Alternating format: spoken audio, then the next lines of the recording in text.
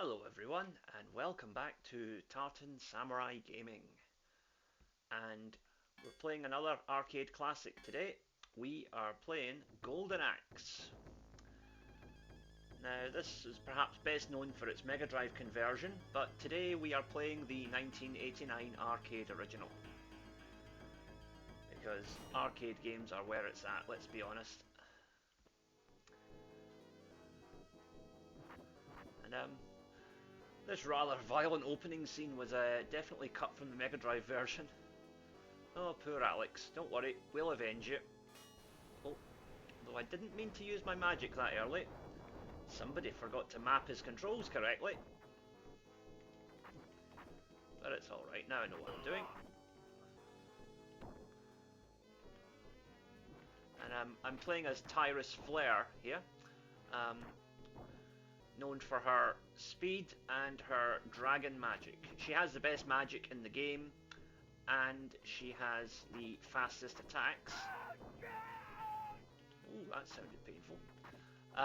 But then again, she also has the lowest health pool and does the least damage. So, you know, it's a trade-off, but I think these kind of games, the fast characters will always give you an advantage.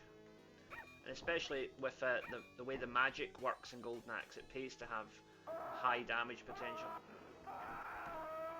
Oh, and we got our little weird chocobo thing.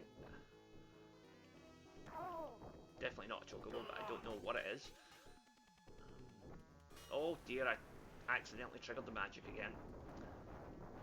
Oh no. Right, now we go across here. And stage one is basically just to kind of introduce us to the game. Like most of these kind of beat 'em ups, it just kind of eases you into it. You know, in the arcades, most people would probably get beyond level 1. And Golden Axe, unlike a lot of other arcade games of the time, was not that difficult. The Mega Drive version was actually harder because you only had 5 continues. But anyway, right, we'll save the little civilian. And now we gotta fight the Bash Brothers. I think that's what they're called. A couple of angry bald men with big heavy hammers.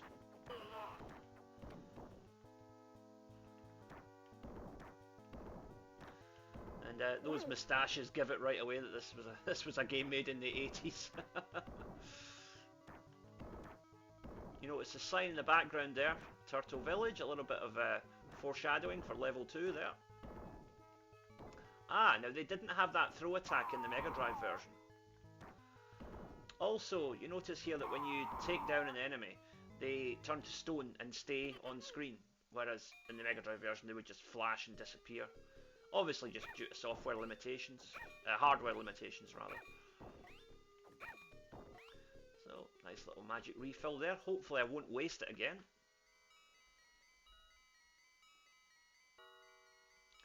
So we're going to take on Death Adder, and in order to reach him we have to go through the Turtle Village. But of course, he's been there before us, and his troops have already caused a fair bit of trouble in here. And you notice at the Turtle Village, the land almost kind of resembles a turtle shell. That's a story point to note for later. Something that's made far more obvious in the arcade game than it was in the Mega Drive version. The big reveal of the giant turtle didn't come until level 3 in the Mega Drive version.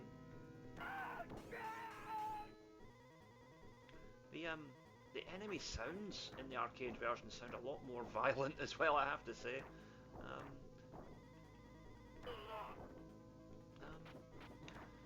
Yeah, I'm guessing, you know, this game came out in 1989, so it would have been a fair bit of time after the likes of Conan the Barbarian and whatever, but it was clearly drawing inspiration from that kind of, those kind of movies, I think.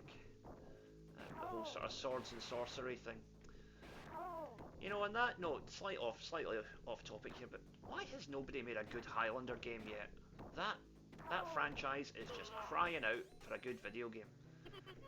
And you know, you could make it a fighting game, you could make it an RPG. There's so many options with, you know, and you could create your own character. You got a blank canvas of thousands of years of lore there. But I don't know. I mean, the movie's been in development hell for about 10 years, so I guess get the movie made first, then worry about franchise building, I suppose. But it's a shame. Oh, and I've just lost my first continue. Ah, skeletons showing up a bit earlier here than normal. In the version I played as a child, the Mega Drive version, the skeletons didn't show up until level 3 or 4, I think. Oh. And also, the dragon, yeah, finally ran away, but in the console version, he would run away a lot faster.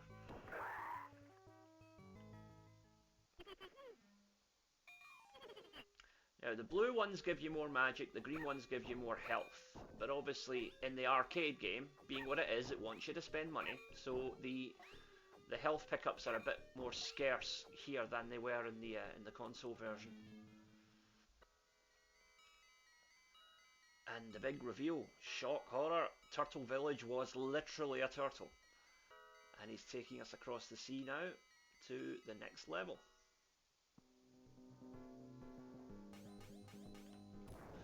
The scene transitions are definitely better done in the arcade version because you're literally starting at the end of the previous level, whereas the console version would kind of open up on a completely different scene. You know, I assume we're going to get to the turtle head in a second, but you know, the Mega Drive version, yeah, you would basically start like here, and you would be right on top of the turtle head right at the start of the level, from what I remember.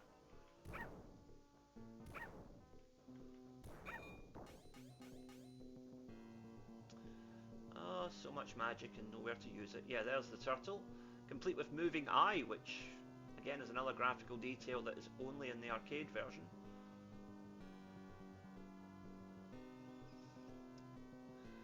Funny thing as well, there was actually two different versions of Golden Axe 2.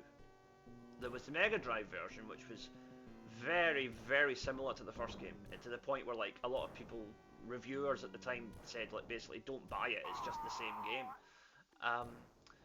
But the arcades, they got something called the Revenge of Death Adder, which was, or was it the Return of Death Adder? Anyway, it was a completely different game, and it was vastly superior. And it's one of those games that unfortunately has never had a home port, so it's quite difficult to access. But I'm sure we could find a way to do that in a future playthrough. If you guys would like to see that, please let me know. Again, that, you know, it's an open thing on this channel. Please, any game that you would like to see, if I can find it, I will play it, within reason. You know, somebody asked me to play Leisure Suit Larry a while ago, and for obvious reasons, I cannot do that on a family-friendly channel.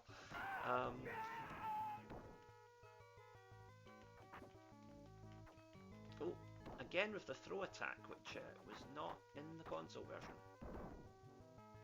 I think that's kind of cute, the way that you just kind of like you end the combo by just smacking him on the head twice with the butt of your sword. I don't know, that's something funny about that, and the kind of clunking sound it makes. Oh, gratuitous little plug for Sega in the background there. What is that? The beer garden Sega. Incidentally, beer gardens in Japan are a very, very nice place to go in the summer. Usually on rooftops or in parks, you can just sit back, have a few beers, and just enjoy the sunlight and good company. It's a good thing. If you're in Japan during the summer, I recommend trying it out. Anyway, we are now onto the Fiend's Path.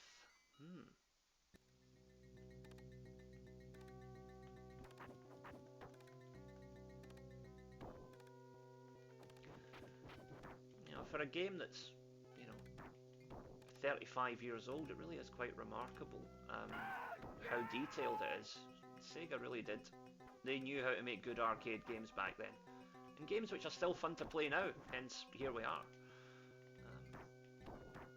really, it's a shame that Sega don't make consoles anymore, but on the other hand, I'm glad that they're able to just focus on games now, because that was always their strongest suit.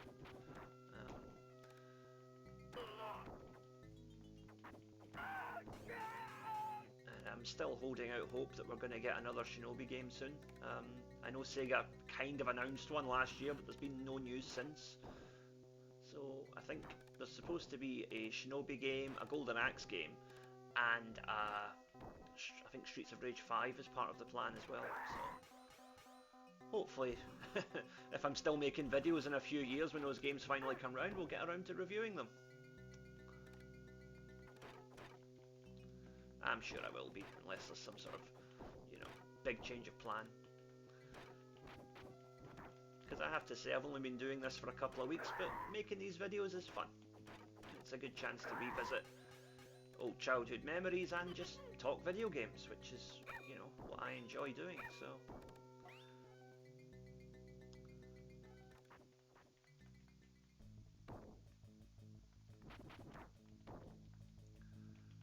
Now, if I remember right here, we take out these sort of charcoal villains, and then I think some skeletons will show up to do battle with us later on.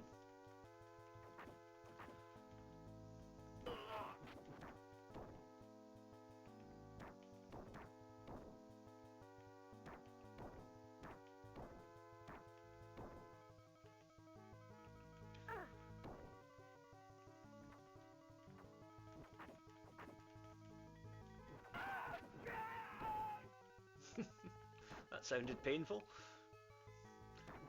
Okay. And he's down. So there's another one. Yeah, and there come the skeletons. Yeah, I remember there being multiple skeletons in this point.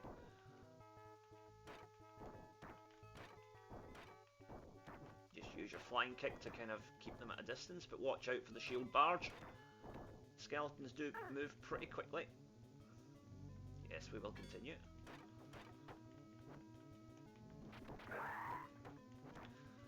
Your health goes down a lot quicker here as well, but again, that's just an arcade game being an arcade game.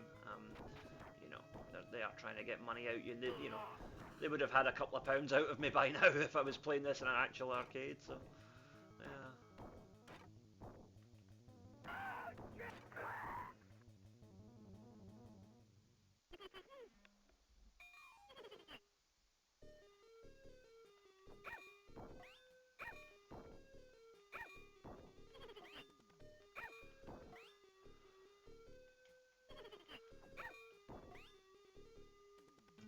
On reflection, I should have focused on the green one there, but oh well, done now.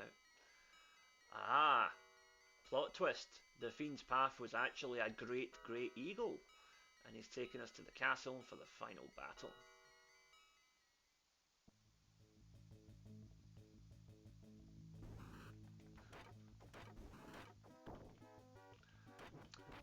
One thing I noticed from this is that the Mega Drive very faithfully recreated the soundtrack. The soundtrack is almost indistinguishable, which is particularly impressive when you remember that the Mega Drive always had issues with sound.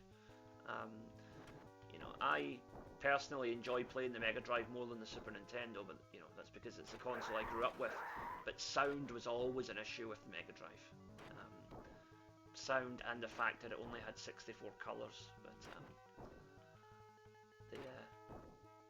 the soundtrack for Golden Axe was very faithfully translated.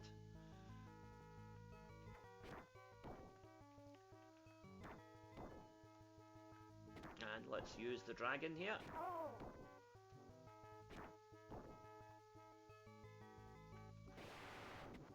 And you'll notice as we get through the levels, you start to see more and more pitfalls, which you can, if you're not careful, you can wander off, but you could also knock the bad guys over there as well, so that's the bonus.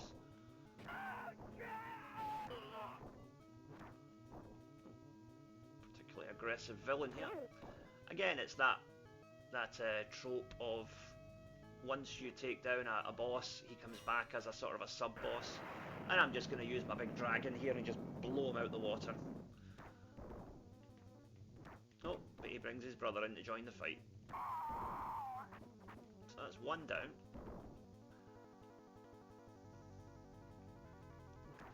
This guy just has no respect for your attacks. He will just cut right through you no matter what you're doing, so you have to try and...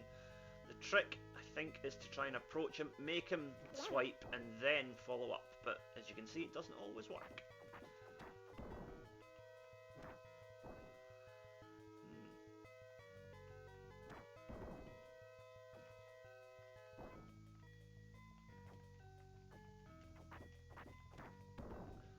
I'm just going to top my credits up a little bit here because it's, yeah, just making sure that we get through the game, because I don't want you guys to have to sit here for 20 or 30 minutes just to see a game over screen. That's not how we should be doing things here. Okay, and he's down. Now, oh, are those adders? Could this be Death Adder?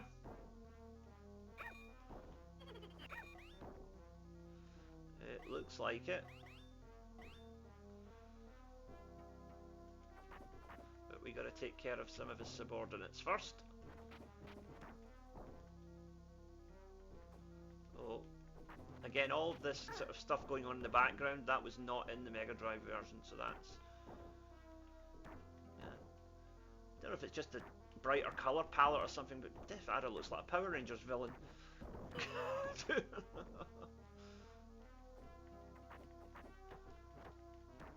Power Rangers villain, or possibly a rejected concept for a Mortal Kombat character. Right, we have some magic, so let's use it. Firestorm. Again, a bit like Streets of Rage, which I played earlier on the channel. The issue here is often the other enemies that get in the way when you're trying to fight the boss rather than the boss himself.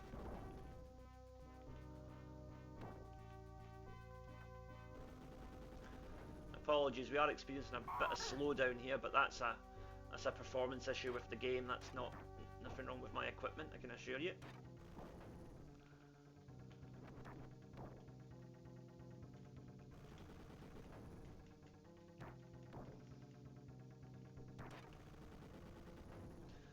I think it's because Death Adder is such a large character compared to all the others that maybe having him on the screen at the same time as multiple other sprites maybe slows things down a little bit. But I'm not a graphical designer, so I'm just speculating there, but that would make the most sense, I think. And he certainly has a higher damage pool here than he did in the console version. But, I would have taken him out by now normally. Right, let's use a bit more magic. It's only a level 1 attack, but I'm about to lose a continue anyway, so I might as well get my values worth.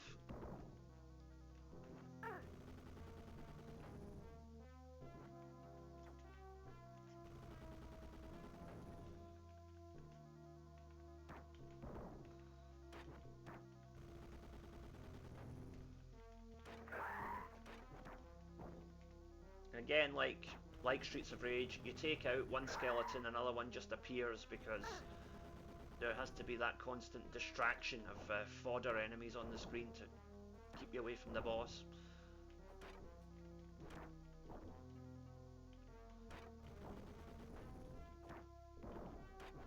He's certainly taken plenty of damage.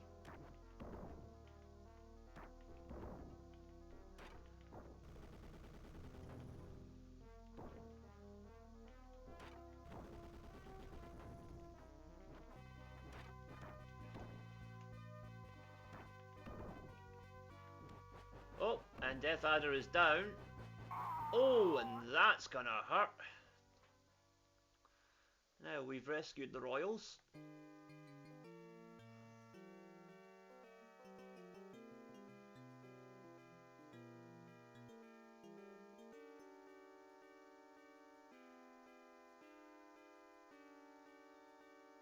And we've done it. We have saved the king and queen.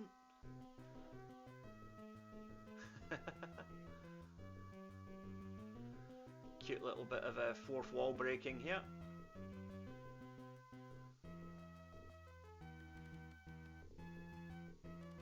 I'm seeing this for the first time. I've never actually cleared the arcade game before, so this is fun. And of course our heroes are there to take the fight to the villains.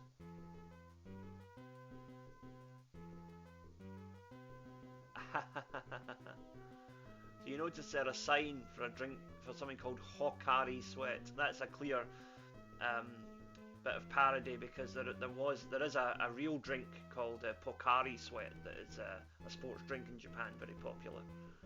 So nice little bit of parody there.